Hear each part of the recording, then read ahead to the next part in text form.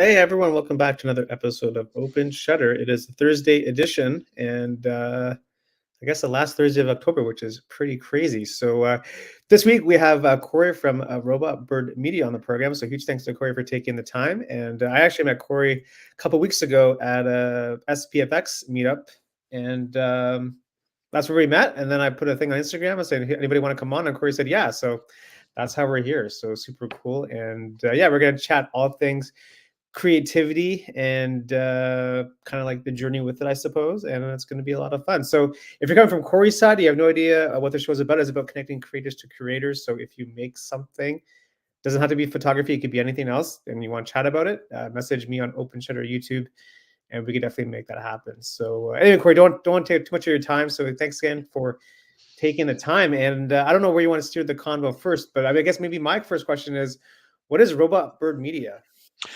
Well, that actually is we were just talking about a few minutes ago off stream. That was a born of COVID project that at this stage is looking to be sort of my retirement Yeah. employment is what I'm sort of working towards. But I started during COVID. Yeah. I had a lot more time and a lot less people around to occupy my time. Mhm. So I had always sort of wanted to get into flying drones and went into Henry's when you could still actually go into stores and picked up a Mavic, and that's where Yeah. that sort of started. And I had a Interesting. good time doing it. Interesting. So that's sort of how it started, and a little bit of alcohol lubricated conversation with some Yeah. friends, and the name came out of that. Actually, the Oh, logo on the hat here came from a friend of ours as well, who did all the design and everything. So yeah? yeah, that's how that started. Interesting. And another COVID project, I started monkeying around with Blender and some 3D rendering. Yeah.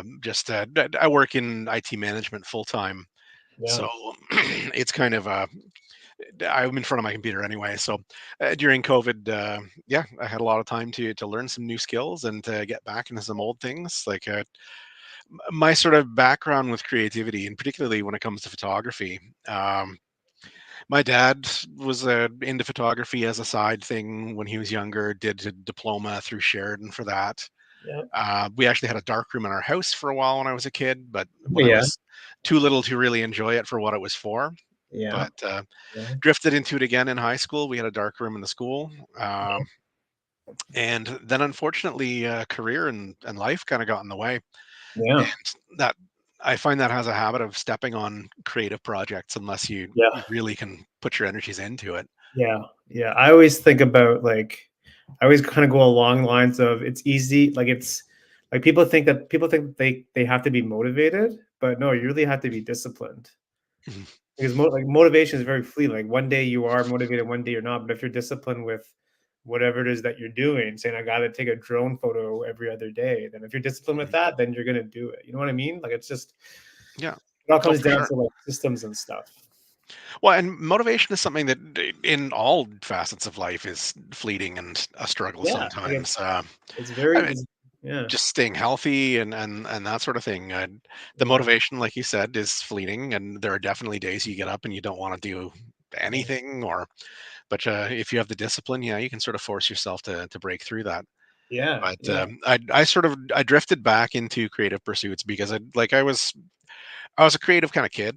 Um, when I finished high school, of the 32 credits that I had yeah. um, 9 art credits and 10 English credits. So Yes. that sort of gave a rough idea of what my makeup was. And I originally went to school for graphic design, but sort Yeah. of abandoned that and went and worked in the security industry for a number of years. Interesting. Interesting. So you've got Yeah. a hand in all kinds of things with regards to like just making things. Um, well, going back to when I was really young, um, I got testing done when I was in grade two because the VP thought I had a learning disability. Hmm. And when I got all the test results back, what it actually was I was bored and I got put into the gifted classes afterwards. Yeah. And I find that's true with a lot of people that I've met, especially working with other creatives. Is there are some brilliant people out there that everybody sort of looked at them weird because they didn't really fit the standard schooling very well or anything like that. They were terrible students oftentimes. Yeah. And that, yeah, it took a couple of really good teachers to sort of right that ship for me Yeah. mentally. But I've always had to do something creative. It Yeah. was music for a while. I mean, you can see my collection on the wall behind me.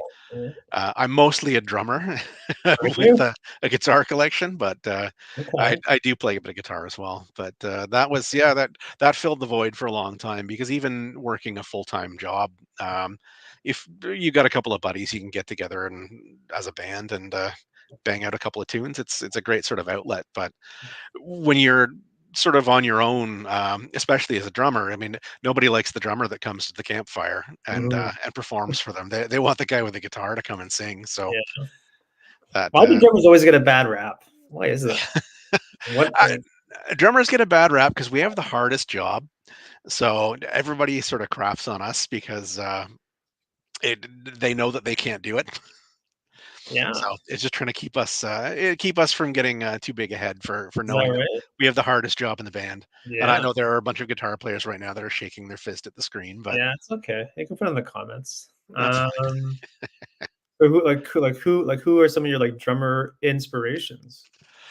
um for me. I High school is where it really hit. I started becoming a drummer, and this is another sort of ridiculous origin story, but um in about 15 years old or so, I'd had some friends that put a band together, and he came and talked to me and was just saying like, I don't know if we can find a drummer anywhere. Nobody plays drums. It's really hard to find that. Nobody has the Yeah, equipment. And I just kind of went, "No, I don't know, I'll try." And yeah, that's how the whole thing started, was just sort of on a whim, and I ended up having a bit of a knack for it, and I enjoyed it. But yeah, yeah, I've always sort of listened to like percussion forward music. The big ones for me in high school were Primus. Like Tim Alexander is just a yeah, absolutely stellar drummer. Tool, yeah. sort of some of the more pretentious kind of stuff. Mhm. A little bit of Porcupine Tree and things like that. Interesting, man. Interesting. So Speaking of we kept up in bands for well into my 30s. I mean, yeah, I'm not a spring chicken anymore, but yeah. it was a good time. Interesting. Interesting. That's Yeah. good. So So yeah, so like I mean, like what do you I guess like to do the most, I guess, out of all the things you've kind of had your hand in? they're all a good time if Mm, you have the right energy for it. And mm, what I've really been enjoying recently, like I've always liked photography, even before I sort of fully picked it back up. Um, like I had an old Canon Rebel XTI 10 megapixel camera many years ago, and sort of got out and got some shots with it, but it really didn't bite in hard until the yeah, last, I guess, year and a half, 2 years, where it started to really sort of creep up on me again. But right. I like taking photos. I always have, even just crappy phone photos, which have become stellar phone photos over the years, depending on the phone that you've got. The cameras are a little bit ridiculous until you try and blow it up for a better look. Right, right, right. But then, yeah, I just sort of got into shooting with a full frame. I picked up my Sony A7 III, and that sucked me right back into it. And it's been a lot better recently because I've turned that into more of a social thing. I always sort of shot landscape or wildlife or things like that in the past, but been Yeah, working a lot more with models and going out to that SPFX shoot with the yeah, Fashion Forward yeah, um, crew as well was an excellent experience to go out and sort of socialize with other creatives, because it's always been sort of a solitary thing for me. So it's a yeah. little bit new coming into working with other people Right, in that regard. right, right. I always find just doing it with other people just makes it more fun a little bit. Well, it's more fun, and you get to see how other people do things. And at this stage, art is so iterative because I mean, it's hard to really find something that's brand new. There's always some sort of inspiration for it that we can draw from, but working Yeah, with other people, it's just adding other tools to your toolbox for what you can produce in the way of art. yeah, yeah, So because I've everyone always sort of looked like finds that. it different. Yeah, yeah, because I mean, we're all there, and everyone's doing it differently, but Yeah, but everyone's doing the same subject, but everyone's doing it differently. So it just goes to show that yeah. there's no one way to do it. Well, and that was one of the most fun parts of coming out of that shoot was seeing what other people put together. Yeah, There were some shots of mine that I'm like, like some of the stuff outdoors with the smoke, I yeah, didn't really get some of the shots that I wanted, but some of the other folks there, they just absolutely nailed it, yeah, and it was amazing. So yeah. I liked seeing that, and you get a variety of people as well, because I think creatives aren't. There's no one sort of template for what No, creatives are like. no, no, and that's the beauty with just, you know, either photography or painting or whatever the like the medium is. I mean, that's the beauty of it. Like, there's no, it's not math, it's not science or 1 + 1 = 2. Like, there's always different ways to do it. And I always find like once you understand the rules, you can always break them too. You know, like it doesn't, you don't have to use the rule of thirds. Like, there's no, Yeah. there's no law saying you have to use the rule of thirds. If you want to put the subject in the center, put it in the center. That's just the way you see it, right? Yeah. Well, it's funny. I find myself doing a lot more of that kind of placement within Yeah, photos, um, because of how social media formatting works. right. Because a lot of the stuff that I'm posting now, you have to sort of make it fit. Yeah, I did a shoot a little while back at Wade Studio yeah, with Renee Nova. She's a local artist. You've probably met her before at some of the events and stuff. She's an absolute dream to work with. She's a really talented musician and model. And I pulled out some really good shots of that. But when I went to post them on social, I had yeah, solid verticals on them, yeah. and it won't ever frame it right. It doesn't look right when you hit Instagram with that kind of thing. So it became a matter of how can I make this fit, and just a little bit of that Adobe generative fill, which Right, thank right. thank the software gods for producing that. So nice, eh? Um, yeah, I could squeeze that out into a square photo that Instagram was in love with and let me get away with for Right. that. And it's even you can sort of adjust those compositions a little bit after the fact now. Which I mean, I know people old school film photographers and things like that will sort of sometimes you feel like there's a little bit of down the nose looking about that, and that's Yeah. kind of cheating and stuff. But in reality, if you look at anything that's been put into print media or anything like that, it's so heavily edited that I mean Of it's course. just a part of how you do the workflow now. But Yeah. and Yeah. it has There's to pure change. subject. It has to evolve. This Yeah. I'm Yeah. actually getting into Threads now because Threads Yeah. lets you just post pictures whatever size format you want, Yes. and people can view them off the feed. So That's I'm really it. starting That's to it. enjoy that one. But Yeah. it's been a lot about community for me lately, which is partly why I'm super happy to do something like this, to sit down and talk to somebody else in the community and Yeah. Yeah. maybe That's just, attract a little attention. yeah, I think, we're all like, we all want to be seen, we all want to be heard. Like, I mean, for myself, like, I didn't go to school for any of this. I just picked up a camera and started playing around with it. And then you meet people, and then you meet people, and then you meet more people. And then, like I was saying earlier about being like disciplined, you just have to keep going because you never Mhm. know who you're gonna meet. I always tell people like you never know who's watching. Like, you never know who's watching on Instagram or YouTube or Threads or whatever the platform is. You just never know who's watching because Mhm. sometimes they don't even comment, but maybe hey, they really like your stuff and maybe they get inspired by your work. So I just find that social media time it's like very like you have no idea what's happening. Like if people like it, you don't like it. Like Well, we're always searching for that validation. You know what I mean? So as I've gotten older, that's become less and less important to me as well. yeah, I mean, yeah, obviously, when you create visual work or audio work or something like that, you want people to be able to see and appreciate your work. yeah, Um, but it's as much as some people say, "Oh, no, I just make my art only for me." I mean, yeah, that's fine. There's definitely some art that I've done over the years where I sit in the house and I look at it, I'm like, "Man, that's awesome." Am I going to show anybody else? Absolutely not. yeah, And it's just sort of a private thing. But yeah. there was a comment on a discussion on Threads the other day that I'd looked at where it was a female photographer complaining that a lot of photo bros were coming on there and saying anytime she posts a self-portrait or something like that, saying, "Ah, you're just doing that for attention," and taking a lot of flack about that. And the one thought that I had about that was, Mm, well, two thoughts. One, that's just kind of a rude thing to do. Yeah. Um, I'll keep my salty language at a Yeah. minimum. Yeah.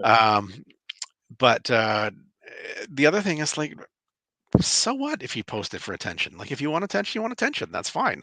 There are times that I post things on social media because I want to have some sort of interaction or feedback or Yeah. discussion or anything like that. Like, it's social media. That's what it's for. Yeah. Yeah, I know. I agree. It just like there's just so much out there. Like it's you're constantly being like everyone's just constantly being like stimulated with just Mm. stuff. It's hard to grab people's attention these days. I guess is what I'm trying to say. Like, it's very hard to Mhm. actually grab someone's attention. Like it's like it's hard, man. It's hard. Yeah, well, it's become less important to me the older I've gotten. Mm, So mhm. I post stuff. I've made a pledge to myself that Threads is going to be 100% for posting stuff that I like and saying nice things to other creators. That Yeah, that is nice. 100% what I want to use it for. Instagram I use to sort of like plug projects and things that I'm working on and stuff Yeah, like that. yeah, But I think different social media has different purpose for that. I basically have abandoned Twitter entirely at this point. right. The Yeah, Sorry, yes. X, X. Sorry, Elon. the dumpster fire formerly known as Twitter. Yeah. Yes, it is. Yes, it is. I know it's yeah, I guess what's your advice for people that kind of like want to get off like the constant need for validation? Like do you have any tips for people to kind of like get off that kind of mindset, you know? I think you really have to just learn to start loving your own work.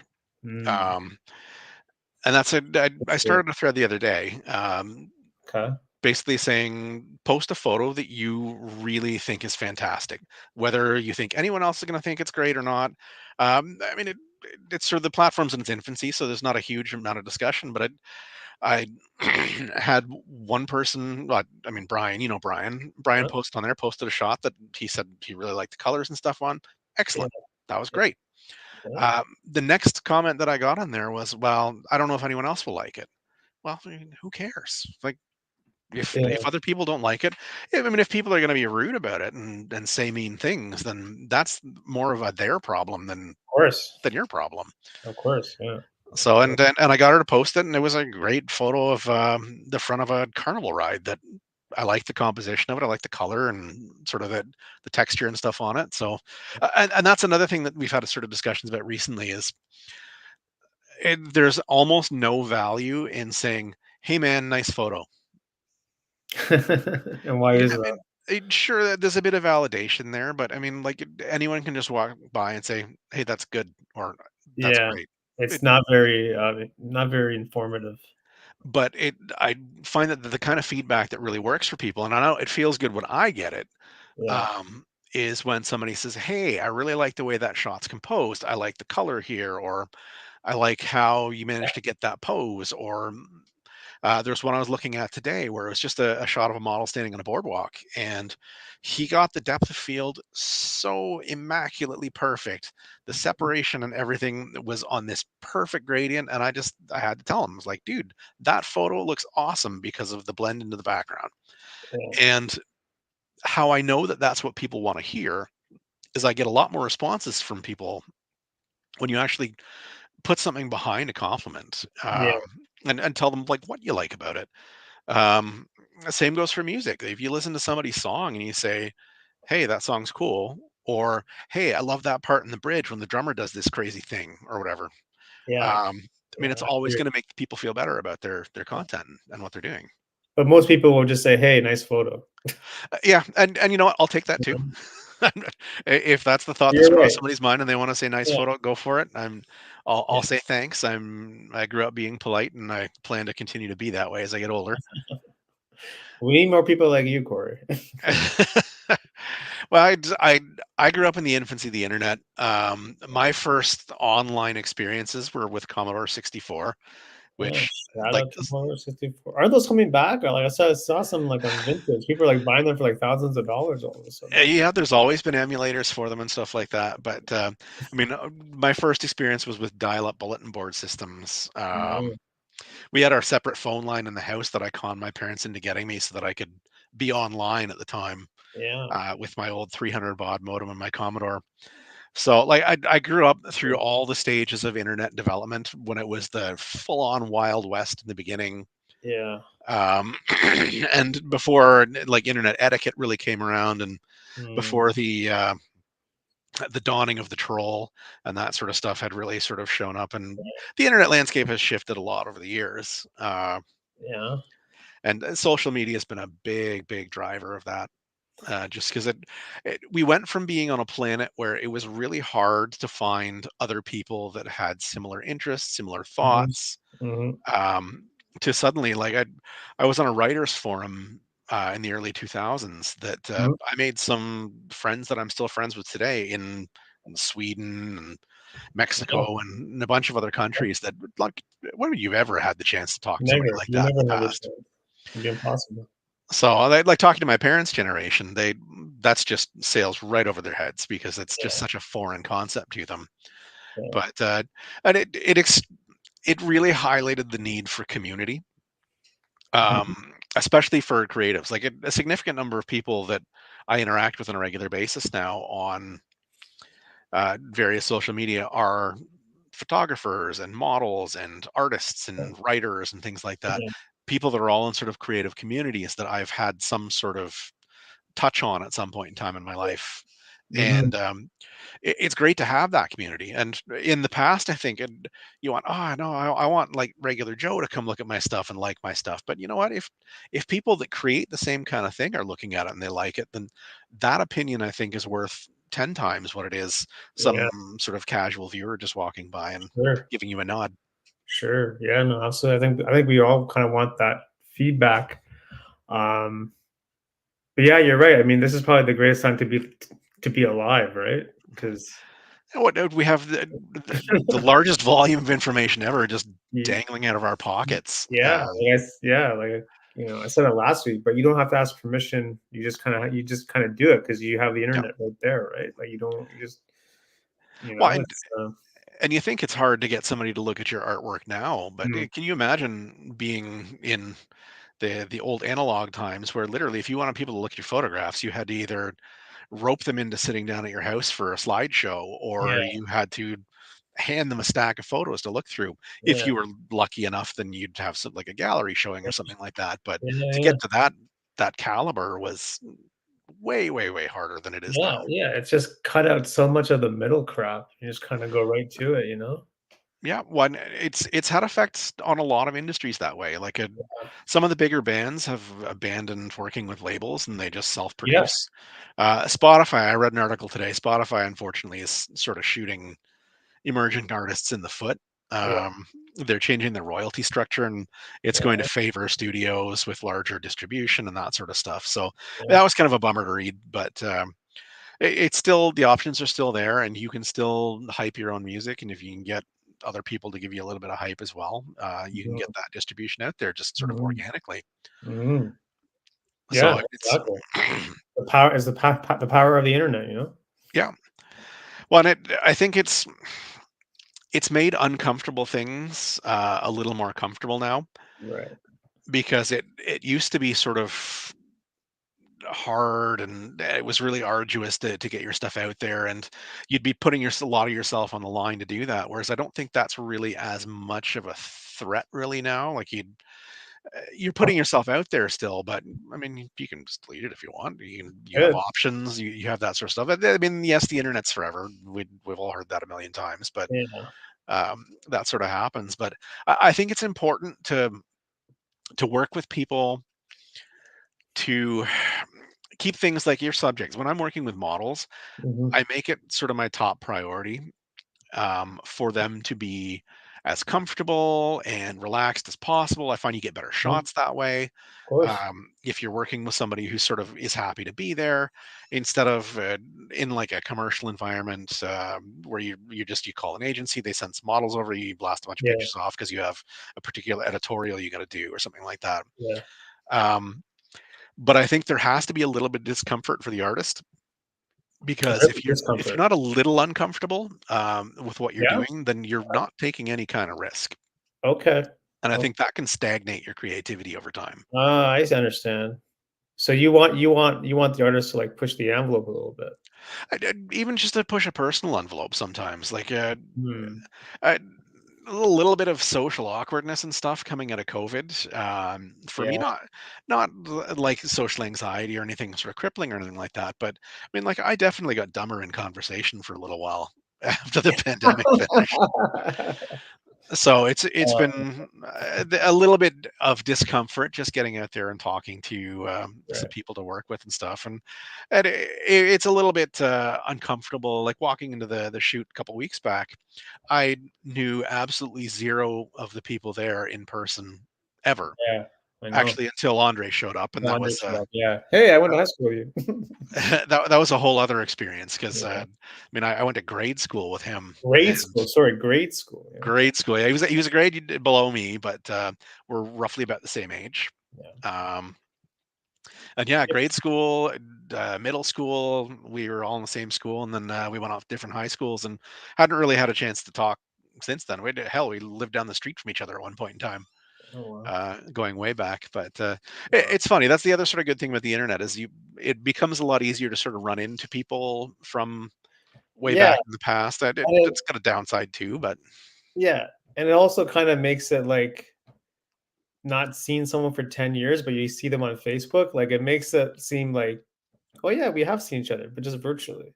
yeah. You Well, know, and all of the basic questions are of answered. Yeah. so what have you Yeah. been up to? Yeah. I Like see on your face. Yeah. It's just for a while, adult conversation in the mall was, so what have you been doing? Oh, I've been working. Okay, what about you? Yeah, I work too.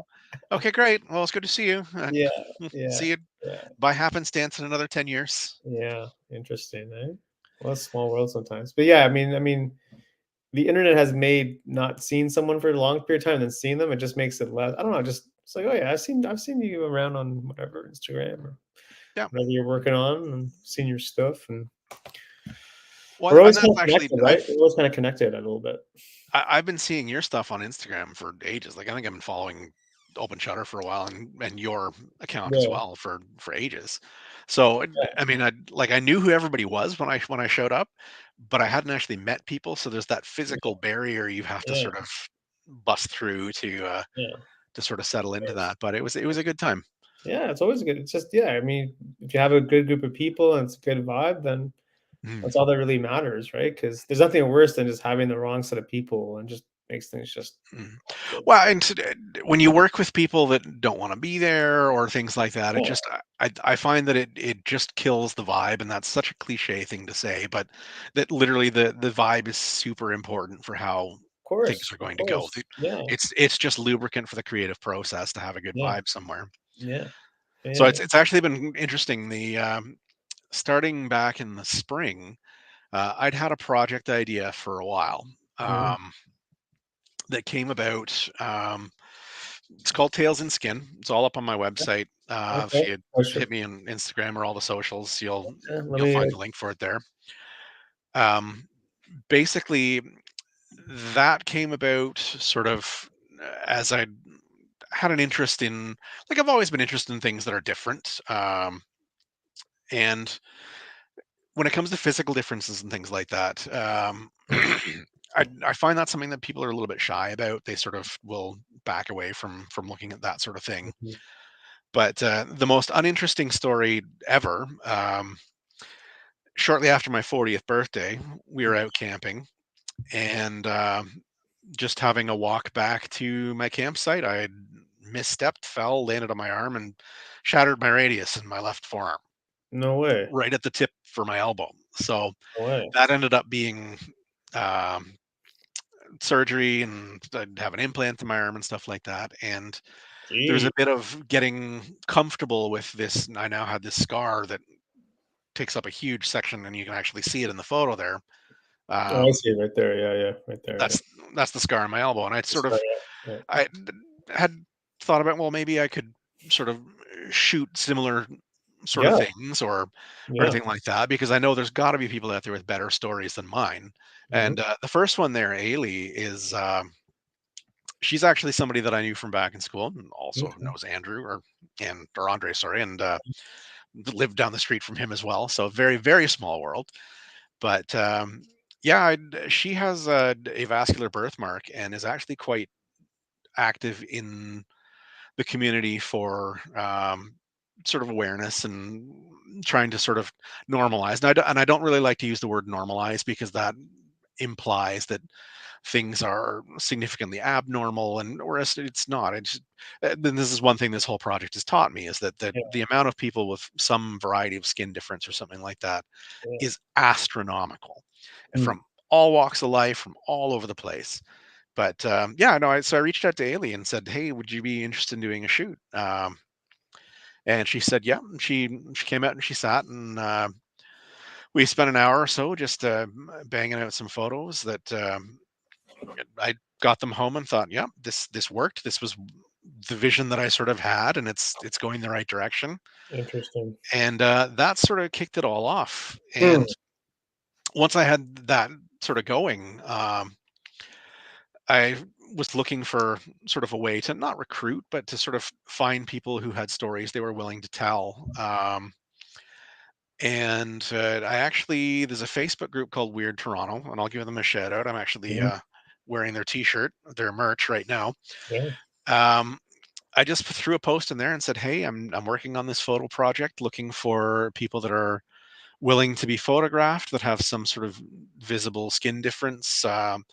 And I wasn't setting any sort of boundary limits or anything on that. So I got about 20 or 30 people that reached out, and Wow. there's some attrition from people that are just like, no, Yeah. I was curious about it, but I don't know if this is for me. I had one young lady who was all the way up to, we were scheduling a shoot time, and she said, "Look, I've thought about it, and I'm not really comfortable just putting this out there." And that's not a problem. Like, Yeah. if you're going to be uncomfortable with it, then it's not the Yeah. right thing to do. Of So, course.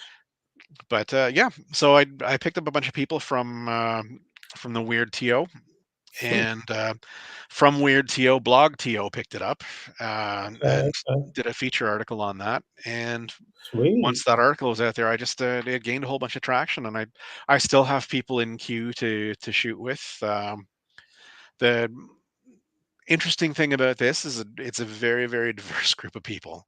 Yeah. People from all over the place, but there's a significantly larger percentage of people that would identify as like fellow creatives that were 100% down to take part in this kind of a project. Right. um, because I think they're willing to put their art and their whatever they're producing out there. So um, putting that sort of part of themselves out there is not even that big a deal.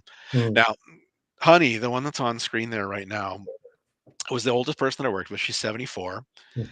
and was absolutely fascinating to sit down and talk to.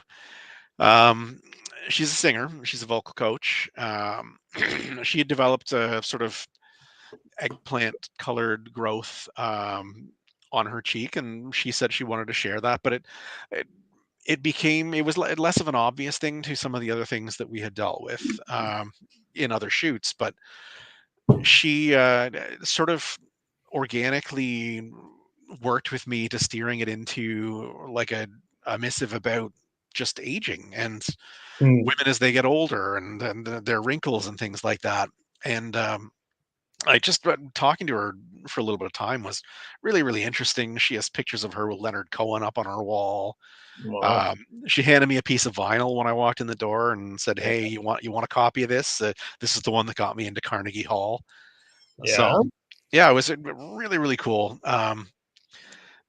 But just an example of the incredibly wide variety of people that you can find in a Yeah. project like this. 100%. I am still looking for people to take part. Are you? Okay.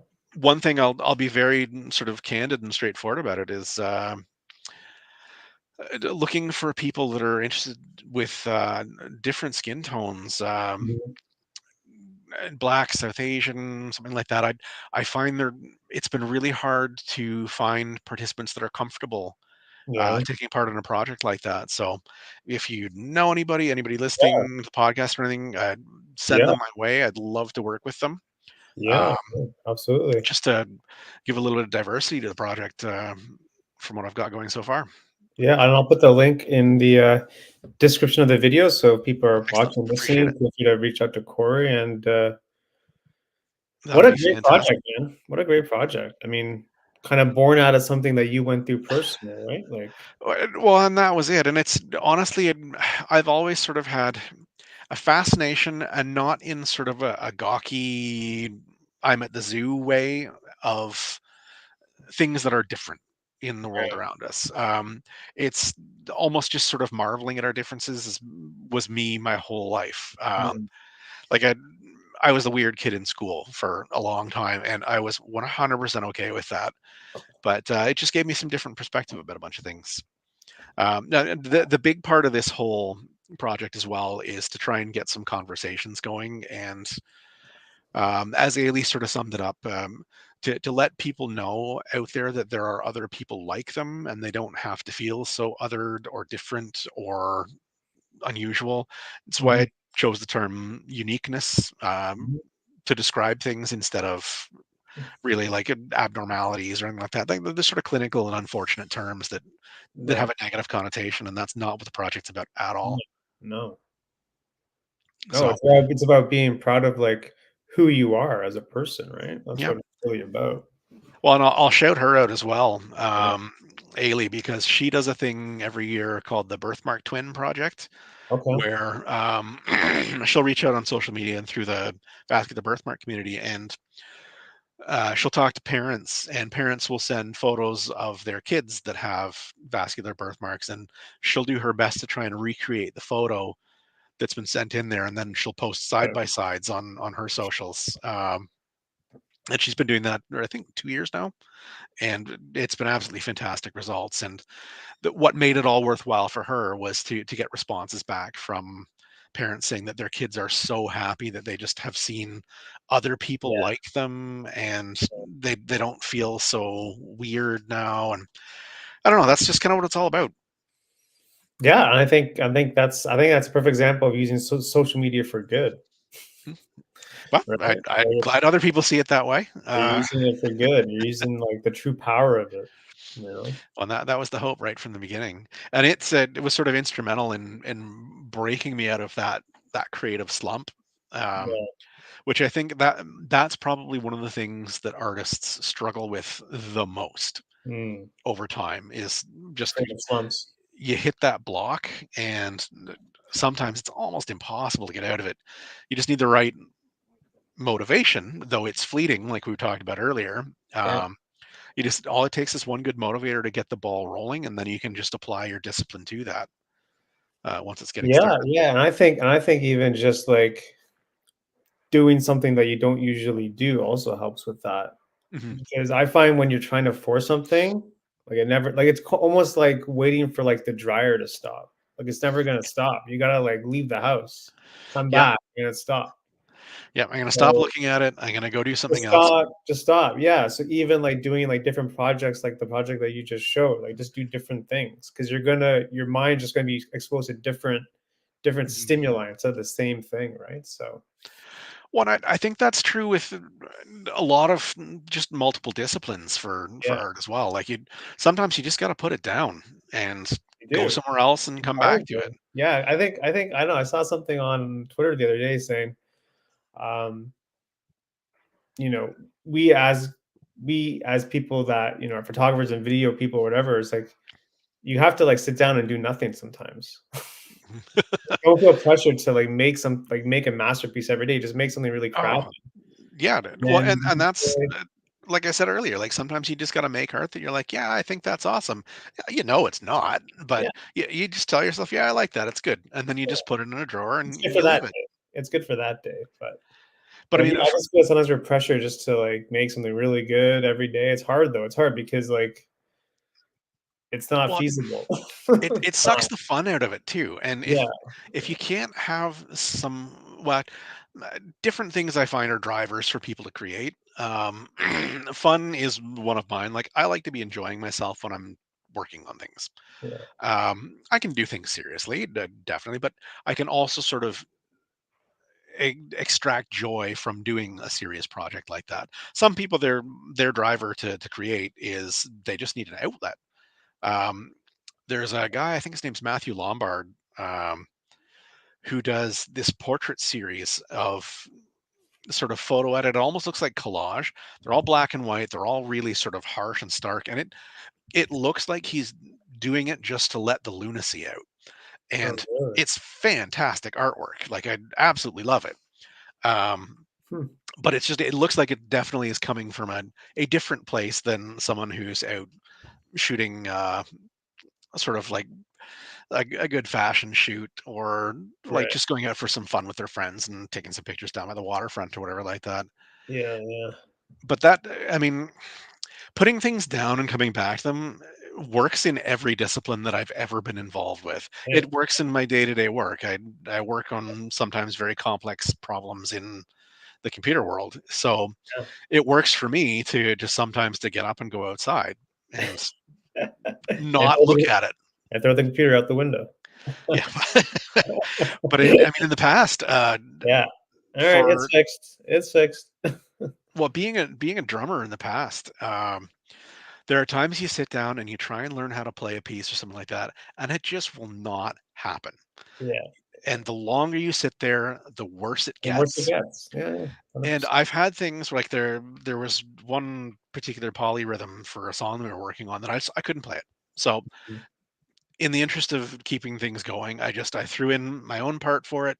They would cover, get through it, and we could go on from there. And I Yeah. left it alone. And then just sort of tooling around at a practice one afternoon, I didn't even think about it. I just tried to do that part again, Yeah. and it worked. And then from that point forward, I could just play it. But it's just that gap in time sometimes is important.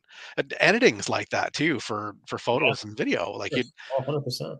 if you stare at that one photo for 2 hours and something just doesn't look right, staring at it longer is never going to resolve that. No, it's not. You got to move on. You got to pop that slump out and go do something else. Yeah, yeah, I think it's such a simple hack, but I don't think a lot of people take advantage of it sometimes because Mhm.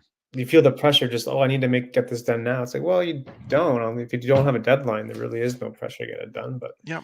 Well, um and that I think is a big sort of divider as well. Like I'm not doing this full time professionally, Mhm. so I don't have client deadlines to work with. I have deadlines to work with in my day job all the time. That's my whole life is a deadline. But Yeah. um, when it comes to creative work, I don't have that real pressure. Mhm. Especially for my own projects. Like I decided that I was going to take the first half of November off, basically, Mhm. um, and then saw that there was another Fashion Forward meetup coming. I'm like, yeah, no, maybe I'll go shoot at that. Yeah. But I try to avoid overloading my editing pipeline where you go out, you do 3 or 4 shoots in a row, you Yeah. come back with like 400 or 500 photos, and you Yeah. dump those into that funnel, and then it becomes a seemingly overwhelming amount of work. Mhm. And that's not editing isn't always fun work. I mean, I have it down to a workflow now where throw all the images in, I'll rapid fire go through them and flag ones that I think have potential, and then I'll go back and have a deeper look at the ones that I flagged and just Yeah. go through like a process of elimination till I get it down to usually about 20% of what I shot Yeah. It's good. that It's good I'll ratio. apply my efforts to. And if I can get that to work and that's where I pull out the good ones, then great. Yeah. Then going back to what we were talking about, a couple of weeks later, I'll go and I'll have a look at the sort of B-listers from when I did my Yeah. original cuts, and I have gone back sometimes and I'm like, "Hey, no, I didn't realize that I actually really like the way that photo is set up." Yeah. So I'll go through and I'll edit that, and it'll come out with You have something a I'm like, fresh "Huh, look. You have a fresh look. You have a fresh mind coming back to it the second time yeah, around too, right? no, exactly." You use Lightroom? What do you use? Uh, I use Lightroom for the most part. Yeah. I have used some of the Topaz products Mhm. before. I had one where I found a really good spot in the photo that I wanted, but it just the crop was hitting my resolution pretty hard. So Mhm. their Gigapixel AI does actually a pretty good job of padding out the pixels in between, so you can actually size those up quite well. Nice. Yeah, I'll work in Lightroom. Occasionally, I'll do things in Photoshop. Um, that's if I'm looking into sort of a more artistic edit. Um, but yeah, I'm in full Adobe Suite for the most part. I, Yeah. Video and Premiere and After Effects, Yeah. everything like that. I'm fortunate enough to have a day job that makes that a reasonable thing for me to have as a part-time creative. Yeah, no, it always helps, right? It always helps. um, Having the extra tools. I mean, and I find Lightroom is good because Lightroom, yes, you can do a lot with it, and it can get pretty complicated, but it's not like Photoshop is. Yeah. I mean, Photoshop, there's an overwhelming amount of tools and a million different ways you can use those tools independently. And I have clients that are design studios and things like that through my regular work. Yeah. And I talked to some of the designers that in there, and some of these guys have been using Photoshop for 25 years now, Oh yeah. like since way back in the late 90s. And they'll come to me and they'll say, "I figured out how to do this thing in Photoshop the other day that I didn't know existed." Yeah. I Like, how at this day and age are you know. finding new stuff? But it's just Yeah. it's there. And then There. Illustrator is just dark wizardry to me. I try and stay far away from that. Yeah, I've never even opened Illustrator. I don't It's even a know where to whole other go. language. Yeah, I don't even know where to go with that. But yeah, I mean the new Photoshop with like the new generative fill. I mean, it's amazing. Quite It's a amazing. little bit it's interesting. I'm waiting for a couple of things to sort of bubble up to the surface now because Yeah. there are a couple of things that they sort of subliminally slid into the language for the terms of service and things like that. Like what? Like regarding copyright. Oh, okay. when you when you use generative fill when Yeah. you're editing a photo now, it Yeah. actually marks that in the metadata Oh yeah. Okay. that AI was used to create portions of that image or something like that. Okay. Okay. Now, I don't know how that directly affects things like if you wanted to throw your stuff up on, oh, what's Adobe's image service? Oh, Total blank stock? on that. There's the Yes, stock? Adobe Stock. Yes, where they keep stock photos. You figured I'd be Yeah. able to remember that one, but Yeah. Oh, but you might flag it, you mean? well, and I'm wondering if that's going to possibly be it. Now, I will tip my hat to Adobe for using their own pool of content for generative fill. Yeah. So their learning data set came from things that they already had rights to use, Yeah. which I think largely is stuff on Adobe stock where things had been pooled from there. And as part of Yeah. the licensing agreement of having them out there, Adobe reserves some rights to utilize some things, blah, blah, blah for that. That's just part of your user agreement when you go on there. Yeah. But I have very mixed feelings about AI in general. Uh-huh. But I think the generative fill is one of the most innocuous sort of usages of it. Sure. Um, where I do struggle a little bit is things like Midjourney and Right. Dolly and things like that, Firefly. where they've harvested data sets from the internet at large. Mm. Now, this is where I get conflicted about it because part of my brain says, well, all art's iterative of some way, where you look at old Da Vinci paintings and then you give it a shot painting your best similar to Da Vinci, and sometimes your own style will sort of develop out of that. Um, AI art is somewhat like that on some level. Like there, to some degree, it's just taking a look at the masters and trying to create your own thing, Right. except it's missing the technique and the actual the Talent. blood and the sweat that goes in. Well, yeah, the talent too. That now I've used Dolly for things for like images for work blogs and things like that, Yeah. where I just need something quick that has a very simple premise to it. And I'll tell you one thing that yes, you can make some fantastic stuff come out of that, but Mhm. you need to massage it the right way and give it the right language. It's same as searching things on Google. Mm. If you know how to talk in a way that Google fully understands, you will get way better search results than you will just kind of just banging your hands on the keyboard and Yeah. hoping you get something back. I find that a lot of the AI prompting works the same way, but Yeah. it's getting a little bit better for that. Yeah. Yeah. Interesting, eh? Yeah, It's kind of some of it's a little disheartening. I mean, I feel bad for artists whose content has been scraped and they see AI generated images that basically are in their style. Because Hmm. that it used to be that if somebody took the time to learn how to paint like you, then you were sort of flattered by it. Um, Yeah. but this is just somebody saying, "Hey, make it look like their art," and that's got to be really disheartening for a lot of artists. Yeah. Yeah. Like, I don't know if there's going to be some sort of like code of ethics with AI in the future. Like right now, it's the wild, wild west, right? Like it's Yeah, nowhere to move. well, there's been discussions about that. There have been some really sort of frightening things that have come out of AI research, Yeah.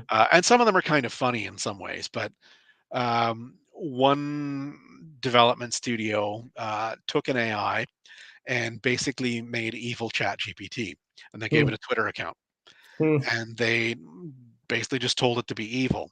And Hmm. it was not long before it was tweeting things about exterminating the human race and Wow. stuff like that. And that was entirely just from data Yeah. sets they had harvested that would sort of steer it in that direction. Yeah.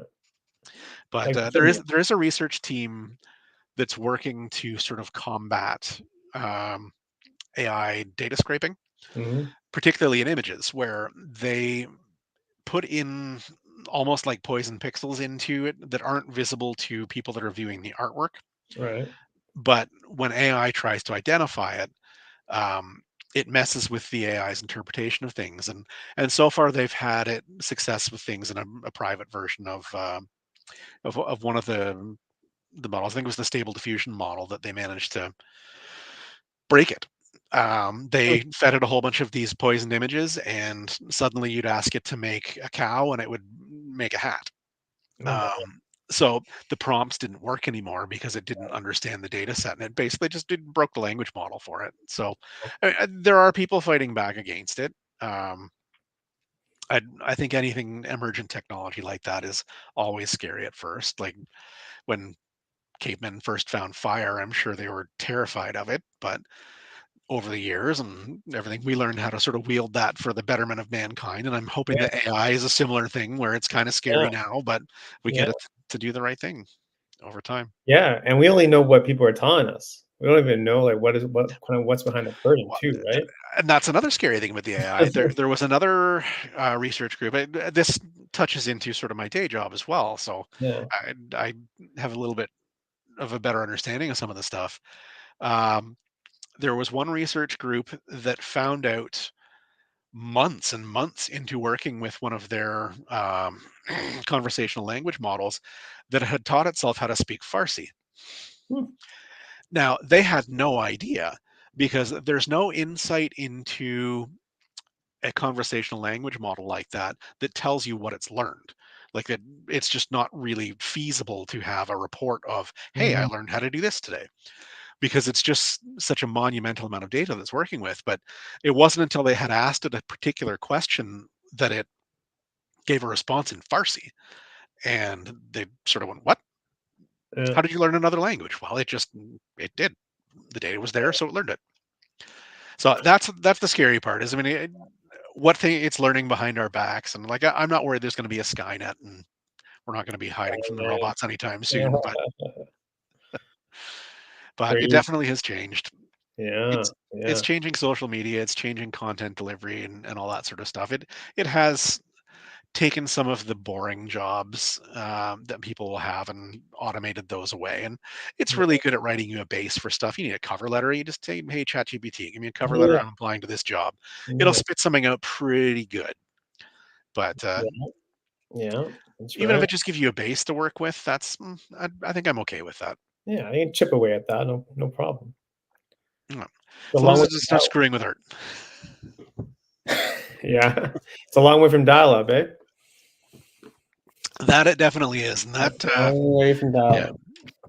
I'm a long way from dial up, but I lived through it too. Yeah. So Yeah. I can empathize with that. Yeah. Great, man. Do you have any goals for yourself for this year and next year with regards to your work or I'm still continuing on with the project, the yeah. Tails and Skin project that I'm Yeah. working on. Yeah. I've started to sort of have some more conversations about sort of creatively working together with a couple of people. Anna, the last model that I shot with, she's actually doing her PhD in fine art in the history of contemporary tattoo art, and she's got tons of it. But she's very into art in an intellectual way. Yeah. Sorry, they're into art, and I'm misusing her pronouns. I apologize for that. They're very into art in an intellectual way, and as a result, they've come to me with some like really interesting ideas Yeah. for shoots. Yeah. And I think they're just looking for somebody that was interested or capable of sort of jumping in and taking on a project like that. So there's going to Cool. be some of that coming up. Cool, man. Definitely going to try and hit us up some of the meetups. It Yeah. was good to get out and fist bump a bunch of strangers that aren't Love really it. strangers anymore, and No. move on from there. One Uh, time, meet them one time, and they're friends for life, right? yeah, no, exactly. No, it's been great. Friends for life. Yeah, absolutely. Cool, man. Well, I mean, I don't want to take too much of your time. We're kind of up against the hour. So, do you have any final advice, words for people out there watching, listening, people trying to get into photography or?